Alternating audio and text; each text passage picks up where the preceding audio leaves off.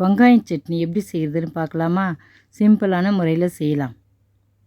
4 வெங்காயம், கொஞ்சம் உளுந்த பருப்பு, கொஞ்சம் காஞ்ச மிளகாய், கொஞ்சம் காரமாக அரைச்சா நல்லாயிருக்கும். உப்பு, வெங்காயம் இதை மாதிரி அரிஞ்சு வச்சுக்கோங்க.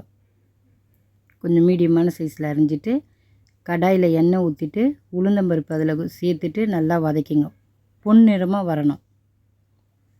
இந்த மாதிரி வந்தோடனே கிண்ணத்தில் எடுத்து வச்சுருங்க. அதை அப்படியே ஆற வச்சுருங்க. இப்போ மிளகாய், காஞ்ச மிளகாய் லைட்டாக வதக்குங்க, ரொம்ப வதக்காதீங்க, காரம் இருக்காது.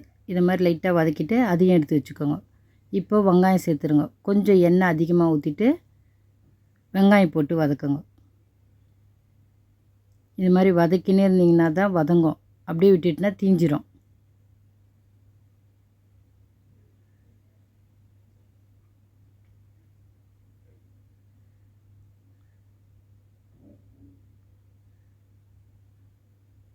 வெங்காயம் வதங்கிடுச்சு. தட்டில் எடுத்து இதை மாதிரி வச்சுட்டு அதை ஆற வச்சுருங்க. இப்போ மிக்ஸி ஜார் எடுத்து அதில் கொட்டி இதை மாதிரி அரைச்சிக்க. அவ்வளோதான், ரெடி ஆகிடுச்சு. இப்போ எடுத்து ஒரு கிண்ணத்தில் வச்சுட்டு இட்லிக்கு தோசைக்கு தொட்டு சாப்பிட்டா நல்லாயிருக்கும். வெங்காய சட்னி ரெடி ஆகிடுச்சு. சாப்பிட்டு பார்த்துட்டு எப்படி இருக்குன்னு சொல்லுங்கள். நீங்களும் செஞ்சு பாருங்கள்.